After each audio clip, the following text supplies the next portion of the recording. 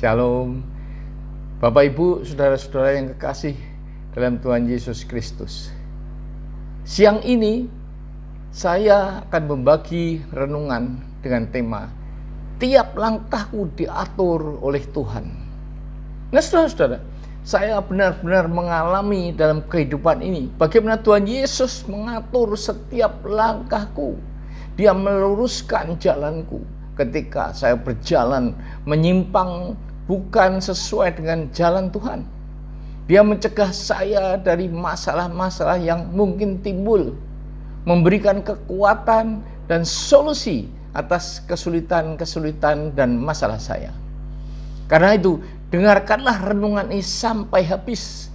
Karena jika saat ini saudara sedang mengalami masalah, saudara sedang dipenuhi oleh kekhawatiran, ketakutan, kecemasan, luka batin dan sebagainya, maka saya percaya Roh Kudus akan mengubah pola pikir dan hidup saudara menjadi baru.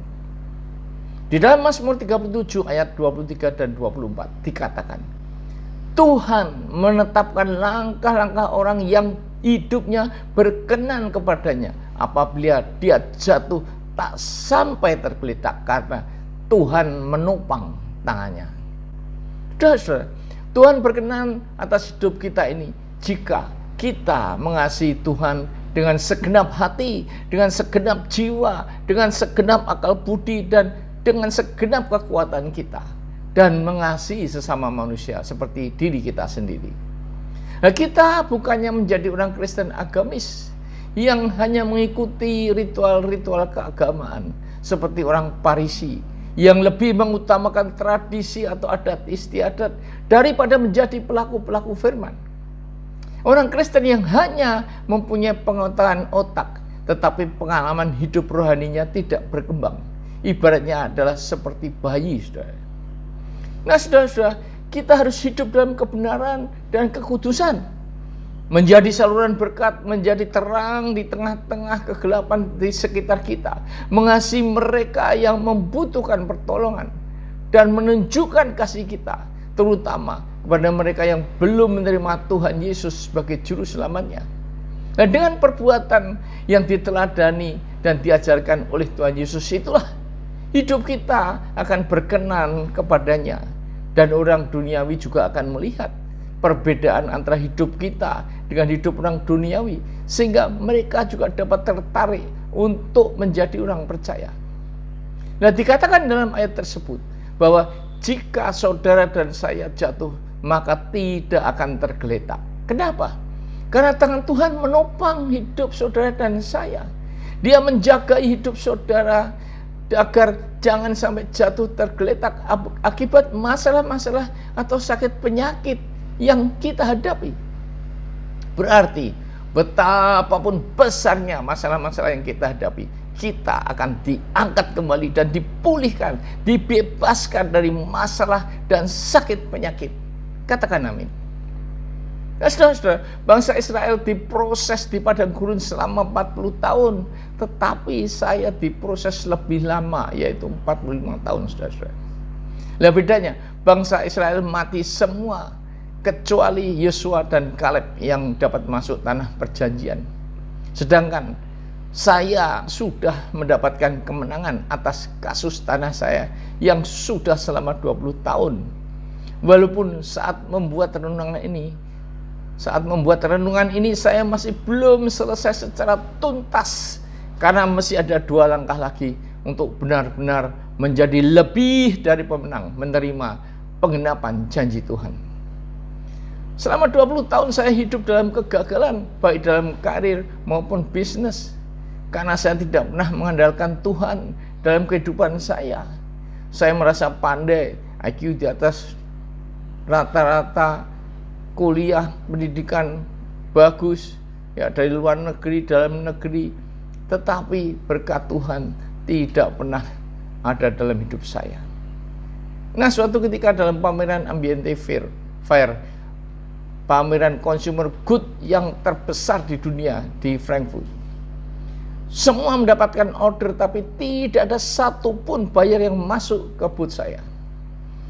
Nah, Ketika saya tanya teman saya sekamar, orang Katolik, ketika berdoa apa yang diminta? Dia meminta diberkati Tuhan, dipimpin Tuhan hidupnya hari itu juga. Wah, saya nggak pernah, saudara-saudara, saya nggak pernah minta diberkati Tuhan. Saya merasa semuanya mampu sendiri. Dan ketika teman saya orang Hindu lewat di kuburan, dia sembayang. Saya tanya, sembayang itu apa? Minta berkat pada arwah juga.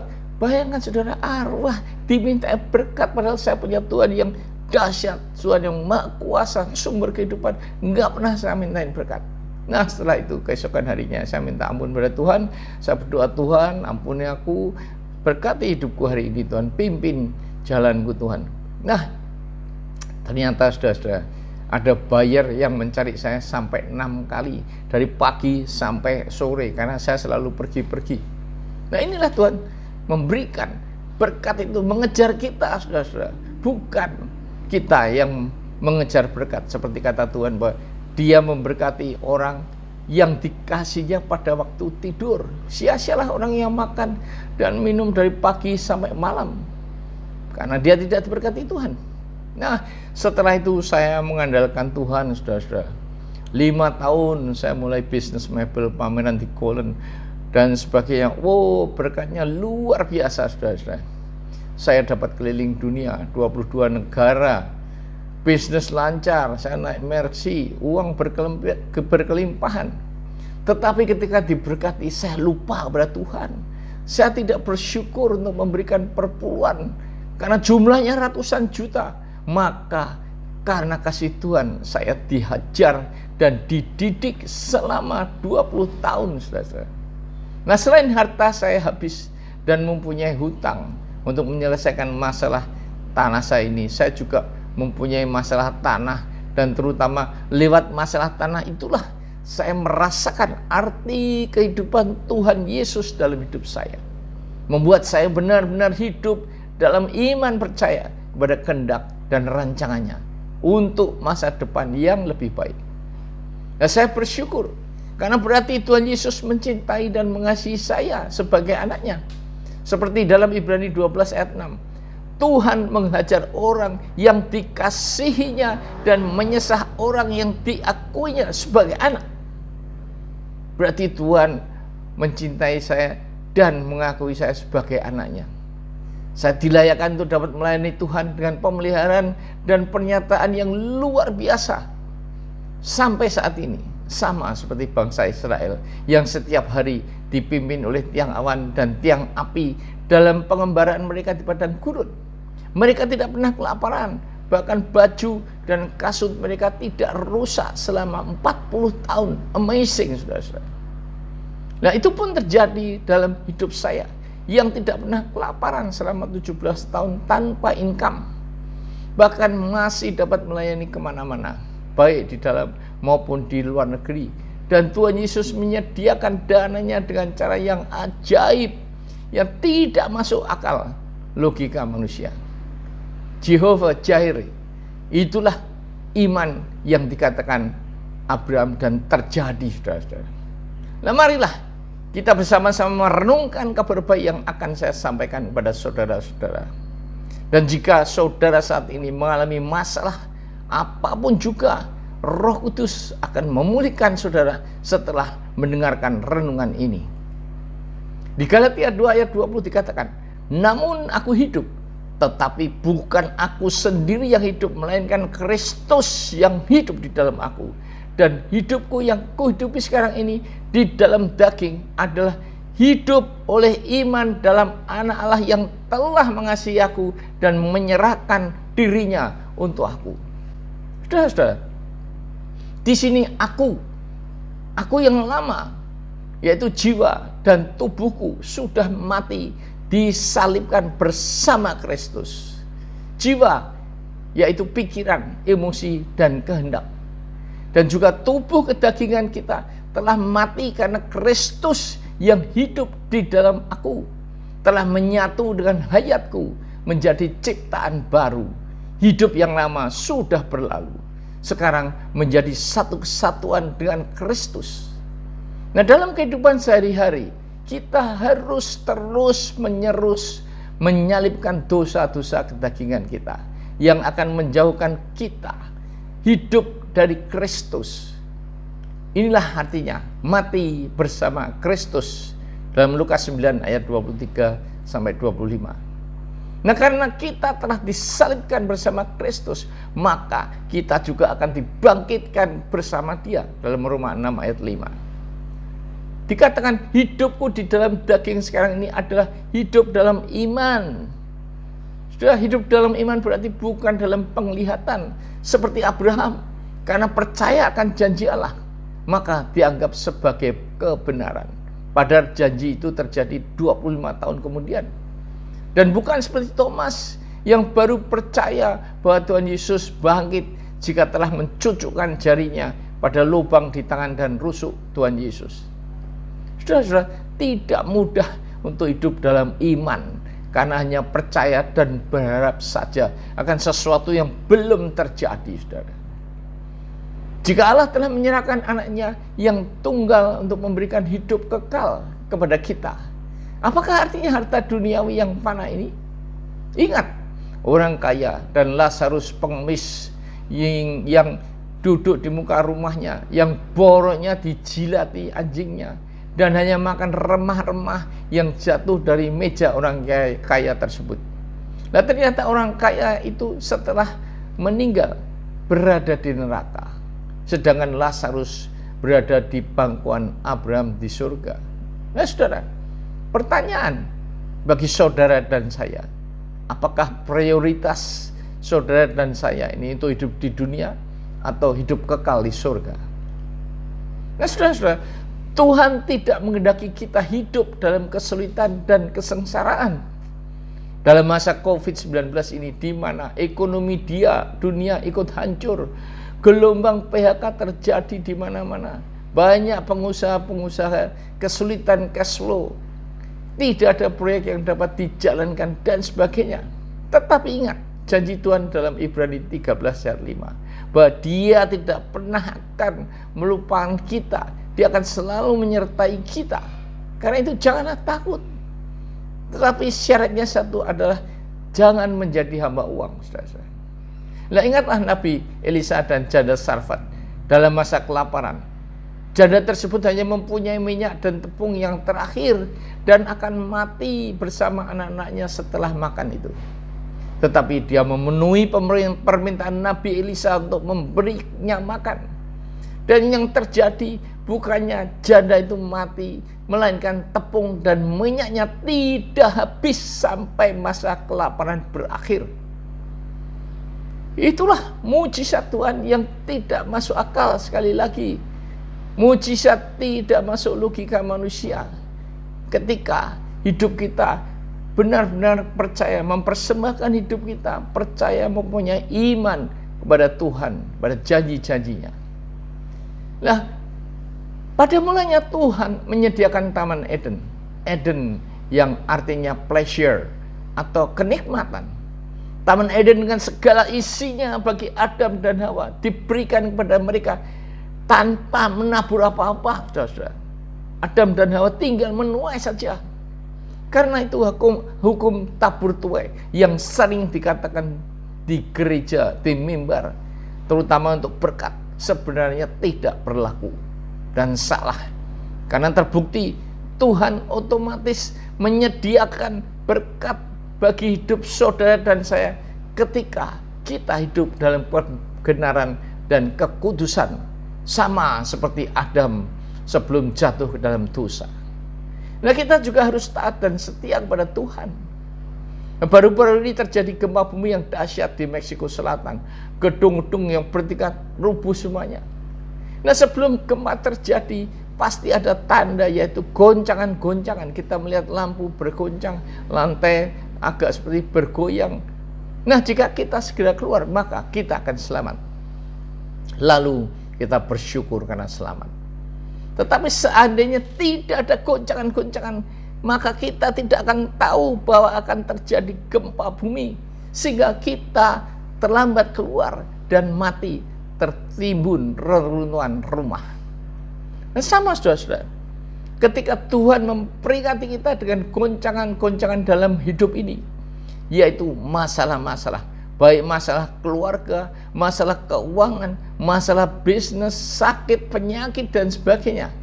Maka jika kita ingin selamat dan keluar dari masalah-masalah tersebut, jalan satu-satunya adalah bertobat, meninggalkan dosa kedagingan kita, hidup dalam kebenaran, dan menjadi pelaku firman. Dan kita juga harus kembali mengandalkan Tuhan dalam hidup ini, dan bukannya mengandalkan pikiran, usaha kita, atau kepada manusia. Atau mungkin sebaliknya, saudara-saudara, mencari penyelesaian semu seperti narkoba, mabuk, judi, seks, paranormal, dan sebagainya. Nah, ketekunan, kesetiaan, dan iman kita akan menentukan apakah kita tahan uji sehingga menimbulkan pengharapan kepada Allah. Karena kasih karunia Allah telah mengorbankan anaknya yang tunggal di kayu salib. Dan sekali lagi, apakah artinya masalah-masalah dan kesulitan-kesulitan dalam hidup kita jika dibandingkan dengan keselamatan dan hidup kekal karena pengorbanan Tuhan Yesus di kayu salib? Tidak ada bandingannya, saudara-saudara. Atau sebaliknya, kita malah stres sehingga kena penyakit jantung, depresi berat, stroke, atau gila, kanker, bahkan sampai bunuh diri. Saudara, dalam pengalaman hidup saya yang digoncang, terutama dalam bisnis, yang pertama adalah buyer terbesar saya diserobot orang yang saya tolong memulai bisnis mebel. Tahun 99 dia memberikan order satu jenis meja, waktu itu 3 miliar, saudara-saudara. Nah, saya rasanya sakit, kenapa orang ini saya tolong malah menyerobot buyer saya. Tapi kemudian saya ingat bahwa ketika Tuhan menolong saya, ketika Tuhan memberkati saya juga lupa kepada Tuhan, lupa bersyukur, lupa hidup sesuai dengan firman-Nya. Maka dari itu, saudara, saya mendapatkan hikmat dan saya tidak merasa sakit hati. Nah, jika saudara-saudara mengalami masalah, kesulitan, kenapa saya bangkrut, kenapa bisnis saya begini begitu gagal, cobalah saudara mawas diri, bercermin apa yang sudah saudara lakukan terhadap Tuhan atau sesama manusia. Tahun itu saya menjual tanah saya 800 juta habis selama 6 bulan. Kemudian rugi bisnis sarang burung 120 juta, yaitu seharga mobil BMW 315i saat itu. Semua bisnis saya gagal, rugi, terutama semenjak Cina timbul sebagai negara eksportir yang harganya sangat-sangat tidak masuk akal. Nah, kemudian saya kecewa. Saya pergi ke Kejawen, tidak ke gereja 3 bulan. Saya mencari pelarian semu, berjudi waktu tenis, hidup dalam dosa, karaoke, kafe-kafe, ya sudah. Saya mencari pelarian, saudara. Masalah tanah sengketa itu mulai tahun 2001. Padahal saya mempunyai hak guna bangunan yang sah, dan lawan tidak punya hak kepemilikan apapun, malah hanya sebatas diberi surat kuasa untuk mengurus yang sudah dicabut tanggal 15 Desember 89. Lah, itulah kembali, saudara, pengadilan di Indonesia tidak karuan, saudara. Masalah tanah inilah yang membuat saya kembali kepada Tuhan 12 tahun yang lalu.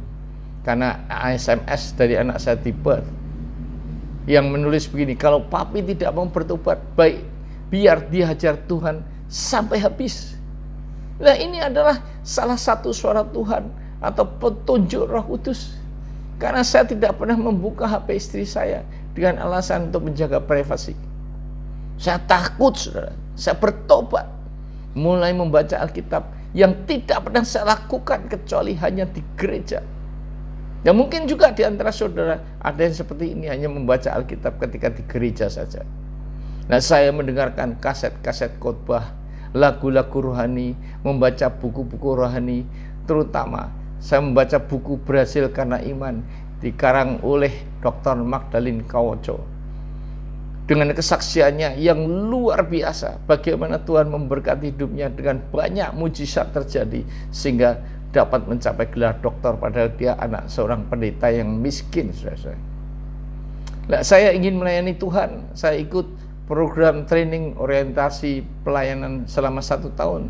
belajar khotbah di gereja-gereja pedesaan, menjual sisa aset yang ada untuk pelayanan karena saya sudah tidak berbisnis dan tidak ada income. Nah, masalah tanah inilah yang banyak mengubah hidup saya, baik karakter, iman, dan ketekunan saya dalam Tuhan. Bayangkan, pengadilan sampai 9 kali dari tahun 2005 sampai 2013. Dilanjutkan lagi 4 kali sampai barusan ini, saudara-saudara, tahun lalu. Nah, serangkaian pertemuan dengan instansi terkait sudah saya lakukan. Begitu juga sudah saya tawarkan kompensasi pada lawan saya, tapi dia tidak mau. Nah, apa saja karakter dan iman yang diubah oleh Roh Kudus? Yang pertama, kesombongan dan tinggi hati. Biasa, saudara-saudara, orang tuh kalau lagi punya duit sombong, tinggi hati, egois, nggak mau kalah. Ya, kemudian saya keras dan pendendam, keras kepala, saudara-saudara. Saya tidak mudah diberikan argumentasi yang tidak sesuai dengan apa yang saya pikirkan, dan saya pendendam. Kalau Tuhan berkata, jika ditampar pipi kirimu, berikan pipi kananmu, maka yang saya lakukan ketika saya tidak bersalah, pipi kiri saya ditampar, dia akan saya tampar pipi kiri kanannya, saudara-saudara. Nah, suatu ketika ada seorang yang mau menjualkan stok mebel saya seharga 5 juta, tapi dia tidak membayar, dan mebel mau saya ambil tidak ada semuanya. Saya dipermainkan, diberi tempat yang ternyata tidak kenal dia. Wah, saya mangkel, saudara-saudara. Saya laporkan polisi, ditangkap, masukkan sel polisi. Nah, ibunya menangis-nangis, saudara-saudara, menangis. Dia mau mengangsur hutangnya. Kakaknya tentara juga nyamperi saya, tapi saya tidak peduli. Pokoknya itulah, saudara-saudara, kalau orang sudah pokoknya, dia harus masuk penjara. Tetapi ketika saya berdoa, Bapa kami, Bapa, ampunilah kesalahan kami, seperti saya berhenti, saudara-saudara. Karena terusannya adalah seperti kami juga mengampuni orang yang bersalah kepada kami. Padahal orang itu masih di sel polisi. Nah, buru-buru saya ke sel polisi, saya lepaskan orang itu, saudara-saudara. Saya tidak mendapatkan 1 rupiah pun. Nah, yang keempat, saya punya iman yang berserah pada Tuhan. Tidak pernah merasa takut atau khawatir apapun yang terjadi dalam hidup saya. Yang kelima adalah ini ya, saudara, penting, saudara, kepekaan dan merasa dekat dengan Tuhan, serta pimpinan Roh Kudus yang dinyatakan dalam intuisi ataupun mimpi-mimpi. Sebagai contoh, intuisi adalah pancara indera hati, roh. Saya mengantarkan istri saya ke pasar, kemudian Roh Kudus berkata kepada saya disuruh ke tempat tanah sengketa. Saya pikir saya pulang dulu, karena pakaiannya saya pakai celana pendek, pakai singlet. Tapi Roh Kudus mendesak terus, sekarang juga. Dan saudara tahu, ternyata sesampai di tanah sengketa, lawan saya sudah mau ngecor pagar. Mas, segera saya bongkar. Itulah, saudara, intuisi. Jika saudara menerima intuisi dari Roh Kudus, apakah suruh berdoa, apakah suruh menyembah, itu adalah intuisi dari Roh Kudus. Lakukanlah, saudara. Nah, saudara, putusan Mahkamah Agung atas permohonan lawan untuk pembatalan sertifikat HGB saya sudah ditolak berkali-kali. Terakhir dalam peninjauan kembali kedua bulan Juni 2013. Nah, karena HGB yang berakhir masa berlakunya 1 November 2013, itu pun karena saya mungkin dikerjain lawan saya sehingga diolor-olor oleh BPN, maka harus ada surat keterangan tidak sengketa dan penguasaan fisik atas tanah yang diterbitkan oleh lurah setempat. Nah, disinilah, saudara-saudara, saya kalah lagi bermain karena saya sudah nggak punya uang sama sekali. Nah, saya juga bermimpi 2 kali ketika mau menyerahkan uang pada majelis hakim, tidak ada yang mau menerima, saudara-saudara. Dan paginya saya bermimpi lagi bahwa putusannya menolak permohonan saya, dan itu benar-benar terjadi. Nah, mimpi yang membekas itu berarti mimpi yang memang diberikan oleh Tuhan atau Roh Kudus. Sangat sedih karena saya sudah berserah, sudah merasa lahir baru, sudah berusaha hidup dalam kebenaran dan pelaku firman. Tetapi Tuhan kok masih belum berkenan memenangkan perkara saya di pengadilan. Padahal secara hukum saya benar. Tapi ketika saya membaca Facebook, saudara, ada kata-kata, jika engkau minta kedekatan dengan Tuhan, maka jawabannya adalah hal yang membuat hatimu hancur dan jiwamu remuk.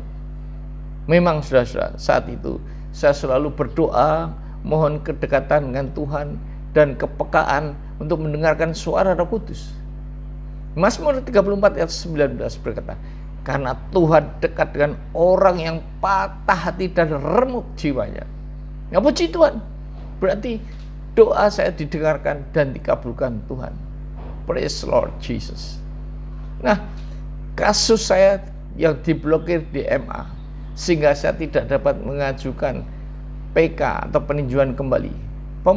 Pemblokiran ini tidak ada hubungan hukumnya dengan perkara gugatan yang saya ajukan. Dan saya sudah mentok, tidak dapat dibuka blokirannya.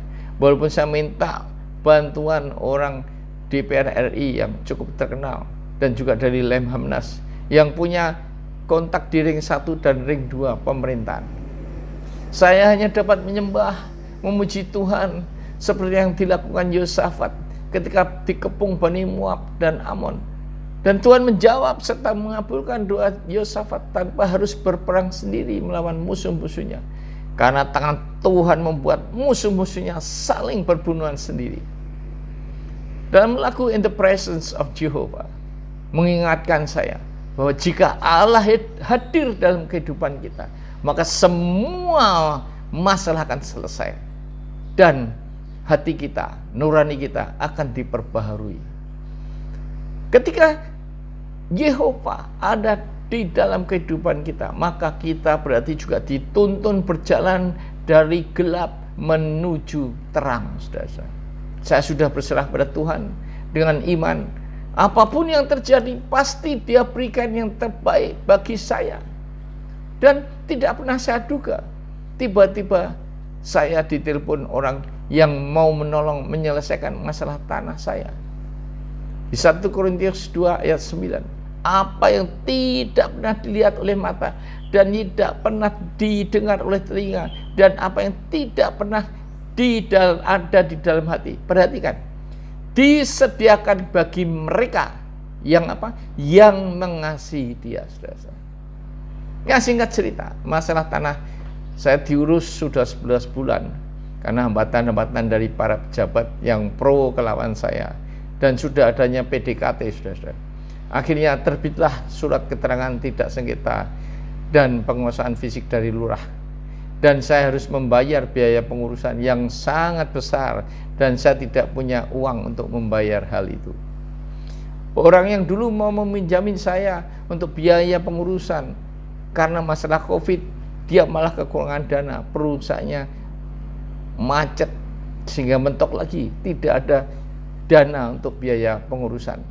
Nah, semalam saya berdoa juga sebelum pagi-pagi saya berenang, saya berdoa lagi. Saya hanya berserah pada Tuhan, tapi saya yakin bahwa pasti ada jalan yang keluar, jalan keluar karena sudah beberapa kali saya mengalami hal itu. Waktu mau produksi mebel tidak punya duit, waktu mau pelayanan ke Filipina tidak punya duit dan sebagainya, tapi Tuhan sediakan semuanya itu. Nah, ternyata memang Tuhan itu nyata di dalam kehidupan saya. Karena ketika saya pulang berenang, saya lihat di HP saya ada miss call 3 kali dari orang yang sama dan mau mencarikan pinjaman ke orang lain. Tetapi setelah beberapa waktu lagi ternyata orang yang mau dipinjami uang itu juga kesulitan keuangan karena COVID-19 ini. Nah, saudara-saudara, saya berdoa lagi semalaman, setiap terjaga dari tidur karena ada desakan untuk segera membayar biaya pengurusan ini. Saya mencoba mendengarkan suara Tuhan atau Roh Kudus, intuisi maupun mimpi, tetapi tidak ada satupun rema atau petunjuk sama sekali. Saudara-saudaraku, Tuhan menjawab doa kita dengan 3 cara. Yes, Dia akan mengabulkan apa yang kita minta. Ketika dia berkata no, maka dia akan memberikan yang lebih baik. Dan ini terjadi, saudara-saudara, waktu saya ingin menjual mesin saya selama 15 tahun, 25 juta pun saya akan berikan, tetapi tidak laku-laku. Dan hanya dalam waktu 3 hari sebelum saya pelayanan ke Filipina, mesin itu laku 45 juta, saudara. Tepuk tangan buat Tuhan. Nah, yang terakhir adalah dia akan menjawab tunggu atau wait, dan dia akan memberikan yang terbaik bagi kita. Nah, keesokan harinya saya mencoba mencari pinjaman uang ke Pegadaian, koperasi maupun bank. Dan walaupun saya kenal orang-orang yang mempunyai wewenang, tetapi saat COVID ini semua lembaga keuangan dan bank tidak ada yang memberikan kredit baru. Nah, tiba-tiba saya ditelepon orang yang menolong saya, mau meminjamkan uang tanpa bunga. Dan saya yakin inilah pertolongan Tuhan dan pekerjaan Tuhan, seperti dalam 1 Korintius 2 ayat 9 tadi. Tidak pernah ada dalam pikiran saya dan tidak pernah saya duga sama sekali bahwa Tuhan memberikan jalan keluar bagi masalah tanah saya yang sudah macet. Tuhan Yesus selalu membuka jalan saat tiada jalan, dan tiap hari rahmat-Nya selalu baru. Nah, akan tetapi demi keamanan dia, maka dia minta akta jual beli dan balik nama atas dia. Kemudian juga ada klausul saya harus membeli kembali. Nah, untuk itu biaya pajak saya habis 300 juta untuk pinjaman 1 miliar. Belum biaya notaris dan balik nama dan sebagainya, saudara. Sekali lagi, Tuhan melindungi saya karena rumah yang akan saya jadikan jaminan itu ternyata masih belum diangkat royalnya. Yaitu ketika saya berhutang pada bank 20 tahun yang lalu, sehingga tidak dapat dilakukan akta jual beli. Maka orang ini mengajukan klausul untuk menjaminkan sertifikat yang baru nanti. Oke, saya setuju dan saya ke notaris, tetapi tidak ketemu notarisnya. Nah, ketika saya sampai di rumah, ternyata surat keterangan lurah dibatalkan atas permohonan surat lawan saya yang tanpa dasar hukum. Nah, sudah bayangkan, jika tanah itu sudah saya jual, maka Badan Pertanahan Nasional akan dituntut lawan saya untuk membatalkan sertifikat HGB saya dengan alasan cacat hukum lah, dan secara tidak langsung saya akan digugat oleh pembeli saya atas dugaan tindakan pidana karena menjual tanah yang bermasalah. Sekalipun secara hukum tidak ada masalah dan HGB-nya clear dan legal, terlihat adanya kejanggalan atas pembatalan surat keterangan lurah yang baru diterbitkan 1 minggu, ya, dengan alasan surat lawan yang tidak pernah mempunyai hak kepemilikan apapun atas tanah itu dan tidak mempunyai dasar hukum kepemilikan. Nah, akhirnya para pejabat terkait diundang untuk rapat di kantor asisten Sekda Semarang dan disimpulkan bahwa saya adalah pemilik tanah yang sah atas tanah yang disengketakan lawan. Nah, ternyata pejabat-pejabat yang membela lawan saya dipindah tugaskan atau dinonjobkan. Inilah, saudara-saudara, asap yang mereka terima karena melawan orang benar dan melawan anak Tuhan. Nah, kembali lagi pada hambatan pembayaran fee pengurusan dan biaya sertifikat, ada 3 alternatif. Yaitu yang pertama, saya dipinjamin orang yang dulu mau menolong saya dengan jaminan sertifikat yang baru. Yang kedua, rumah saya jual, dan inilah alternatif yang saya inginkan daripada berhutang budi pada orang lain.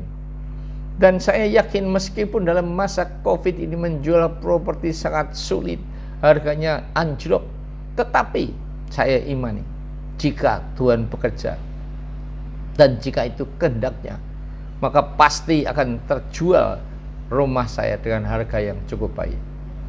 Yang ketiga, ada pembeli tanah saya yang bekas sengketa dan memberikan uang muka untuk membayar biaya pengurusan sertifikatnya. Nah, saudara-saudara, sampai saat ini saya masih menunggu terjualnya rumah saya dengan iman bahwa Tuhan itu Alfa dan Omega. Dia akan bekerja dari awal, pertengahan, sampai akhir. Dan pasti masalah saya selesai semuanya. Nah, sebagai penutup kata, saya akan berikan ayat yang menjamin kita bahwa jika kita benar-benar menyerahkan hidup kita kepada Tuhan, maka Dia akan menjadikan kita lebih dari pemenang. Yaitu dalam Amsal 3 ayat 6. Akuilah Dia dalam segala lakumu, maka Ia akan meluruskan jalanmu. Ini pun saya alami, seperti cerita saya tadi di Mazmur 37 ayat 5 dan 6. Serahkanlah hidupmu kepada Tuhan dan percayalah kepada Dia, dan Ia akan bertindak. Ia akan memunculkan kebenaranmu seperti terang dan hakmu seperti siang. Ini pun terjadi, saudara-saudara. Hak saya sudah dikembalikan oleh Tuhan. Kebenarannya muncul seperti terang. Orang yang melawan saya sudah dihukum Tuhan.